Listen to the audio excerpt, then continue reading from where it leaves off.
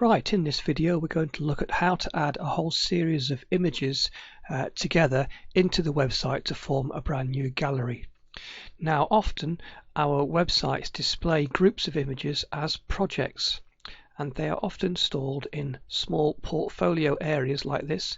This is a filterable portfolio where you can click on the different categories and it focuses in on the different projects that have been made under those categories, or you can click on the all and see every single one of them and click on the next button and it shows you each group that is available. This is website style 1. On website style 4 you see a different way of looking at the same thing. Here we have the main titles of each of the categories. There are 8 in all, and each of these is a link to the latest gallery that's been put into the website. So as you put in new galleries, new sets of photographs, and you choose one of those photographs to represent the whole set of pictures, that photograph that you choose will appear naturally on the front page of your website, which means your website will continually change throughout the year according to the activities that the children are engaged in. Now, to add in these photographs in, it's the same in every website we have, even though they are displayed slightly differently on the different website styles. To actually add a set of photographs is exactly the same process.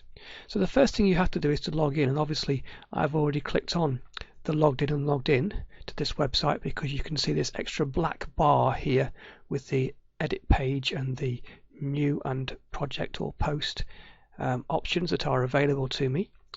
So once you've logged in, you will come to the dashboard. So that's where I'm going to go. So let's just imagine that you've just logged into your website and it's brought you to the dashboard and you want to add in a brand new set of photographs. Well, what we do is we can either click on the new and the project, or we can go to projects and add new. Both lead to the same place. Now, before we go any further, before we start to put our project together, we need to resize the photographs and to prepare the photographs to go onto the website. It's no good putting web images that are 2 to 3 megabytes in size. In fact, some digital cameras make a 5 megabyte individual photograph. It's no good putting those on as they are, because if someone has a smartphone and there isn't such a strong connection, or someone's using a tablet device and they're working off wireless, we want to make sure that whether someone's on a fast broadband connection or on a slower connection, that those images load quickly and easily and are still of a good enough quality to be enjoyed on the website. So to do this, the best software I've come across is Photosizer, which is a batch image resizing package. It's spelled FOTO for that's its stylized name, and you can see it at photosizer.com. I've clicked on the download link and here is the green download for free button. I would recommend at some point that you do purchase the full product, because there are lots of other things you can do with it, and it's only $16, which is about £12, so it's not a large cost to anyone's budget. So once you've downloaded Photosizer and installed it, it will put onto your desktop a small icon like this called Photosizer. Double click to open it, and here it is. Now, when you first install Photosizer, this top right hand corner here, which determines the size of the file that it's going to be resized to, is in a percentage drop down menu, and here you can see it's going to resize any images that's put into Photosizer to 80% of their original size. You can change that. You can say 50% and it drops to 50%, and the reason why these are following each other in the actual percentage is because I've got maintain aspect ratio ticked here, and that must really be ticked. That means that your image will not be skew whiffed. It will maintain the proper ratio and still be the same looking image once it's finished. I also checked do not enlarge if smaller, and that basically means that if you have an image which is a smaller image than the size you're wanting to resize your images to. Sometimes when people send to me a whole group of images, they can come from 2 different digital cameras and they're set at 2 different sizes, and one person can already have their images on the smallest file size possible. And if I'm resizing a whole batch of images to a slightly larger size, then we don't want to enlarge them if they're already smaller, because this will pixelate and spoil the images. So if it's a smaller image than that which you are resizing it to, we want this package to basically leave them alone at that same size that they already are. I also tend to keep reverse width and height by orientation ticked as good practice, but if you forget to have that one ticked, then it doesn't really matter. I do, however, choose the pixel, the PX option, rather than the percentage, because this gives you more control over the exact size of the images that you want. And I generally type in the word 600, the number 600 for the width, and let the height just follow in the correct number calculated by the computer with its maintained aspect ratio. Also, as I've added the actual PX to the menu, you can see a center image in the target resolution checkbox. Again, I leave that blank actually, you don't need to have that ticked. So type in 600 and that means it will resize to 600 pixels wide every image we have, which is plenty large enough to be seen on a computer screen or on a phone device or on a tablet device. Down towards the bottom of the screen we can see a destination folder, and this is set to be at my EasyWeb desktop and a folder called Photos Out. So if I just slightly move Photosizer out of the way, here is my Photos Out folder, and I want all my photos to be outputted into this folder. As you can see, I've still got some from the last time, so I'm going to just click on one, and I can either do Control A to select all, or I can click on one and hold down my Shift key and click on the bottom one, and I can just quickly delete to get rid of all of those. So this folder needs to be empty so that it's ready to receive the fresh images that we output into there. The way in which you determine which folder you want to put the images out to is by clicking on this button here, and then you can go and browse through. There's the Documents folder, for example, there's the Downloads folder, but mine's on the desktop, and there is my Photos Out folder. So clicking here and browsing takes you to the folder inside which you want to put your resized images. When also you first load up Photosizer for the first time, it has an output format which is Save as Original. So we want to actually change this. I normally put JPEG because JPEG is a very well compressed file, and it is nice and small, and on the whole it still maintains a good quality. The file name is also set to Save as Original, and you can see this %F, and that basically means that as we resize each of the images, whatever file name the camera's given to it will give it the same file name again. Now for me this isn't quite good enough. When you upload a whole set of photographs into your website, the website keeps those photographs all in one folder. And if you want to find those folders again through the search options that the website gives you, then you really need to have each image named according to what it's about. So I normally choose the custom, and instead of %F, I do percentage, and I do 3 capital N's. Now these capital N's all represent a 0 to 9. So if we had 30 images to be resized and we had %NNN, it would call the first photograph 001, the second one 002, the third one 003, all the way up to 030. So this is a really helpful way of putting a numbering system on the end of your file name. However, even before that, if I just go to the front of that file mask, I can type name here, and I can type a name to do with the topic. Whether it's a trip out to the theatre, you know, foundation class puppet show, or year 2 trip to a Victorian museum, or whatever type of activity is, you can put the name there, and I normally put the year in which it happens. And obviously right now as I'm recording this, it's 2015, so that's the year I would put. And that would mean that if I wanted to say find the Christmas party for foundation class from 2010, 2013, whatever, I could go into the website, into the media center and do a search, foundation Christmas party 2013, and it will bring up just those images. So it's really important that we give sensible names to the images we're about to resize.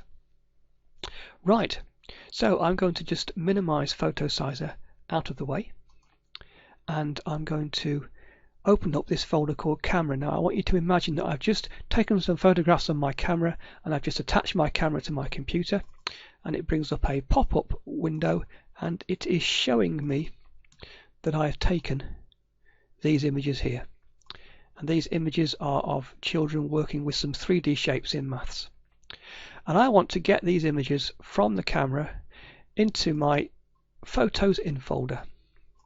So I can click on one of the images and hold the Control key down and press the keyboard letter A, and that highlights all of them. Or I can click on the first image, hold the Shift key down, click on the second image, and that highlights them all.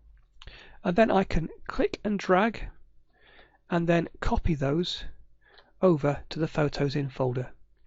And now I can either on my camera delete off those files, or if I want to keep them for later, I can just close the window, and that now has copied the images I want to resize from my camera into my Photos in folder. As you can see, whilst they're all highlighted together, it's showing that these 6 items come to 12.1 megabytes. Well, I would rather have these 6 items come to less than half a megabyte together. So I want to drop them significantly in size. So if I then load up my Photosizer again, what I now have to do is I now have to move these from here to here. So again, I can click on one and do Control A to select them all, or click on one and hold the Shift key down and select the last one. Then I can click anywhere in the blue and drag and drop them in. And now Photosizer knows which images it is working with to resize. It knows that they are to go into the Photos Out folder, that they are JPEGs, and it now needs to know the name. So I'm going to put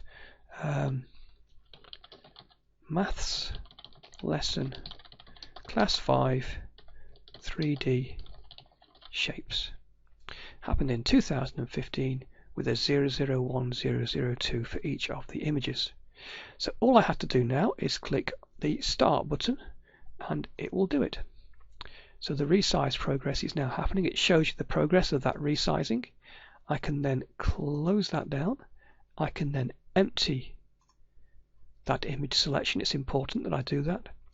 And then if I minimize or close down Photosizer, in fact I will close it down. These are my photos in, these are my photos out. So if I open up my Photos Out folder, I click View, you can see the images are looking just the same, but if I select them all, it's only 384 kilobytes, which is less, way less than half a megabyte. So we've significantly dropped them down in size, but they've maintained their quality. Now these images are ready to be uploaded into the website. So to do that, we're going to go back to our Add New Project page, and we're going to click on Use Page Builder. And once we've clicked on that Use Page Builder button, we only need to click once. We are seeing a Page Builder option, and we've got Load Layout. Now, I have loaded some layouts that you can use, and this top one on this current website, you may have to look down the list to find the exact one. It says School Project and Activities Gallery, and that's the one we actually want. So I'm going to click Load, and it loads quite a complex web page.